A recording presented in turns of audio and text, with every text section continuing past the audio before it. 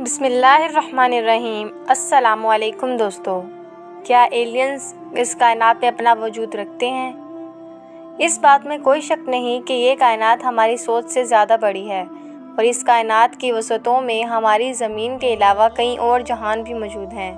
ہماری زمین اسلام محدود کائنات کا صرف ایک چھوٹا سا حصہ ہے اور زمین کے علاوہ کئی اور جہان بھی اس کائنات میں موجود ہیں جو چھپے ہوئے ہیں۔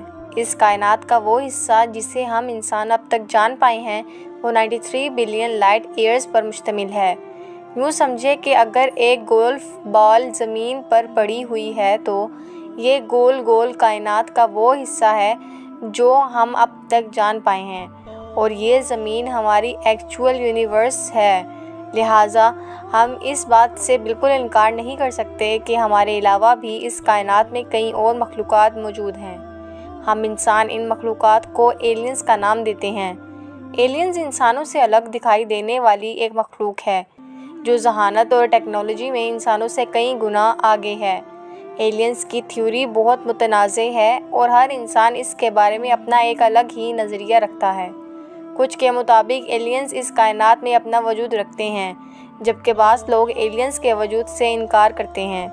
ماضی میں زمین پر بہت سی اڑن تشتریاں یعنی UFO دیکھنے کو ملی ہیں۔ کچھ لوگ تو ان کو ایلینز تصور کرتے ہیں جبکہ بعض لوگ ان کو امریکہ کی کوئی سازش کہتے ہیں۔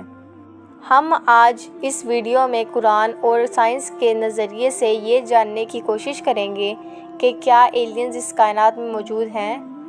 ہم اگر اس بات کا جواب قرآن مجید سے حاصل کرنے کی کوشش کریں تو قرآن مجید میں ایسی بہت سی آیات ملتی ہیں جن میں کسی نئی مخلوق کا ذکر ملتا ہے، جیسا کہ سورہ نحل میں اللہ پاک ارشاد فرماتے ہیں اور ہم ان تک بھی رزق پہنچاتے رہے ہیں جو آسمانوں اور زمینوں کے درمیان رہتے ہیں جن کا تم کو علم تک نہیں۔ اب اگر آپ اس زمین اور آسمان کے درمیان موجود مخلوق کو پرندے سمجھ رہے ہیں تو قرآن مجید میں پرندوں کا ذکر الگ سے ان کے ناموں کے ساتھ موجود ہے، جبکہ اس کے برعکس اگر آپ ان کو فرشتے سمجھ رہے ہیں تو قرآن مجید میں فرشتوں کو ملائکہ کے نام سے پکارا گیا ہے۔ یعنی زمین اور آسمان کے درمیان ایک ایسی مخلوق بھی رہتی ہے کہ جس کا ہم انسانوں کو علم تک نہیں۔ ہم میں سے زیادہ تر ایلینز کی موجودگی سے انکار کر دیتے ہیں کیونکہ ہمارے خیال کے مطابق ایلینز کی موجودگی کا نظریہ یورپ سے آیا ہے۔ چونکہ ہماری یہ کائنات لامحدود حد تک وسیع ہے، چنانچہ ہم اس بات سے انکار نہیں کر سکتے کہ ہمارے علاوہ کوئی دوسری مخلوق اس کائنات میں موجود ہے۔ سورہ صاد میں اللہ تعالیٰ فرماتے ہیں، ہم نے آسمانوں کو، زمینوں کو اور اس دنیا کو جو ان کے درمیان ہے بے مقصد پیدا نہیں کیا۔ قرآن مجید میں اس کے علاوہ بھی کئی آیات ایسی ہیں جو انسانوں کے علاوہ دوسری مخلوق کا اس کائنات میں موجودگی کی طرف اشارہ کرتی ہیں۔ قرآن مجید کی پہلی آیت بھی یہی کہتی ہے کہ تمام تعریفیں اللہ کے لیے ہے جو تمام جہانوں کو پالنے والا ہے۔ اس آیات میں تمام جہانوں کا ذکر موجود ہے جن کو پالا جا رہا ہے، یعنی زندگی صرف ہماری زمین پر موجود نہیں بلکہ کائنات میں کئی اور جہان بھی ہیں جہاں پر زندگی پھل پھول رہی ہے۔ اس کے علاوہ سورہ رحمان میں ارشاد ہوتا ہے، آسمانوں اور زمینوں میں جتنے لوگ ہیں سب اسی سے مانگتے ہیں اور وہ ہر روز کسی نہ کسی کام میں مصروف ہوتا ہے۔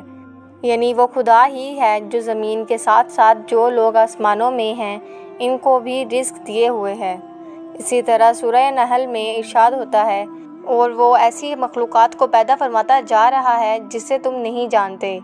اس کے علاوہ سورہ شعراء میں اللہ پاک ارشاد فرماتے ہیں، اس کی نشانیوں میں ہے یہ زمین اور آسمان کی پیدائش اور یہ جاندار مخلوقات جو اس نے دونوں جگہ پھیلا رکھی ہیں اور وہ جب چاہے انہیں اکٹھا کر سکتا ہے۔ ان آیات سے یہ پتہ چلتا ہے کہ زمین کی طرح اس کائنات میں اور بھی کئی جہان موجود ہیں جن کا علم صرف اللہ تعالیٰ کی ذات کو ہے۔ یہ ایک الگ بحث ہے کہ یہ ایلینز شکل و صورت میں کیسے ہوں گے، یہ کس طرح بنے ہوں گے اور کیسے ماحول میں زندہ رہ سکیں گے۔ اب سوال یہ ہے کہ کیا یہ مخلوق یعنی ایلینز انسانوں کی طرح یا انسانوں سے زیادہ سمجھدار ہیں؟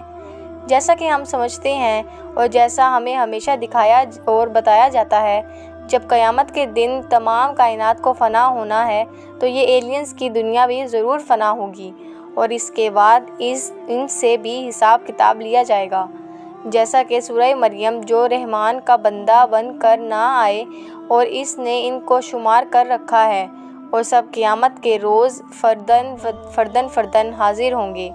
ان آیات میں زمین اور آسمان کے درمیان ان مخلوقات کا ذکر موجود ہے جن کو قیامت کے روز دوبارہ زندہ کیا جائے گا اور ان سے ان کے اعمال کا حساب لیا جائے گا۔ یعنی اگر زمین اور آسمان کے درمیان کسی مخلوق سے ان کے اعمال کا حساب لیا جائے گا تو اس مخلوق کا ذہین اور با اختیار ہونا بھی ضروری ہے، جیسا کہ ہم انسان ہیں۔ قرآن پاک کی ان آیات کے علاوہ اگر ہم اس بات کو سائنسی اعتبار سے دیکھیں تو سائنس بھی اس بات پر متفق ہے کہ ہماری زمین کے علاوہ بھی کائنات میں کئی اور جہاں موجود ہیں جہاں مختلف مخلوقات آباد ہیں۔ ماضی میں کئی ایسے واقعات رونما ہوئے ہیں جو ایلینز کے وجود کی نشاندہی کرتے ہیں۔ اس کے علاوہ خلا سے سائنسدانوں کو ایسے سگنلز بھی موصول ہوتے رہتے ہیں جو ایلینز کے وجود کو مزید گہرا کرتے ہیں۔ سائنسدانوں کے مطابق ہماری ایک گلیکسی ملکی وے میں 60 کروڑ ایسے سیارے ہیں جن کے حالات اور ایٹماسفیئر ہماری زمین سے بہت حد تک ملتے جلتے ہیں، اور اس بات کا امکان بھی کافی زیادہ ہے کہ ان سیاروں کی اندر کوئی نہ کوئی جاندار مخلوق آباد ہے۔ اب اگر اس بات کو قرآن پاک میں تلاش کریں تو یہ بات ہمیں سورہ طلاق میں ملتی ہے۔ اللہ وہ ہے جس نے 7 آسمان بنائے اور اس زمین کی قسم جیسی اور زمینیں بھی ان کے درمیان حکم نازل ہوتا رہتا ہے، اور یہ بات تمہیں اس لیے بتائی جا رہی ہے تاکہ تم جان لو کہ اللہ ہر چیز پر قادر ہے، اور یہ کہ اللہ کا علم ہر چیز پر محیط ہے۔ اس آیات مبارکہ میں حکم نازل ہونے سے مراد یہ ہے کہ ان تمام سیاروں میں زندگی موجود ہے اور ان کو حکم کے ذریعے زندگی گزارنے کے طریقے بتائے جاتے رہتے ہیں۔ ہماری گلیکسی ملکی وے میں 60 کروڑ ہماری زمین کے جیسے سیارے ہیں، تو ہماری پڑوسی گلیکسی انڈرومیڈا کا کیا، یا ہماری ایبزوربل یونیورس یعنی کائنات کا وہ حصہ جسے ہم جانتے ہیں، اس میں ایسے کتنے سیارے ہوں گے، یا ہماری پوری کائنات جسے ہم جانتے تک نہیں، اس میں ایسے اس طرح کے کتنے سیارے آباد ہوں گے۔ جس طرح اللہ نے آسمان بنائے ویسے ہی زمین بنائی، اور زمینوں کی قسموں سے مراد یہ ہے کہ جس طرح یہ زمین جہاں ہم رہتے ہیں یہاں کا ماحول ہمارے لیے خوشگوار اور سازگار بنایا، اسی طرح اس کائنات میں اور بھی کئی زمینیں اللہ تعالیٰ نے تیار کر رکھی ہیں جو اپنی اپنی آبادیوں کے لیے مناسب ماحول برقرار رکھے ہوئے ہیں۔ یعنی ہمیں آسمان میں جو تارے اور سیارے بڑی تعداد میں نظر آتے ہیں وہ سب ویران اور بنجر نہیں، بلکہ ان میں سے کئی ایسے ہیں جن میں ہماری زمین کی طرح دنیا آباد ہیں۔ اور آخر میں قرآن پاک میں اللہ تعالیٰ ارشاد فرماتے ہیں، اور ہم نے آسمان کو اور زمین کو اور اس دنیا کو جو ان کے درمیان ہے بے مقصد پیدا نہیں کیا۔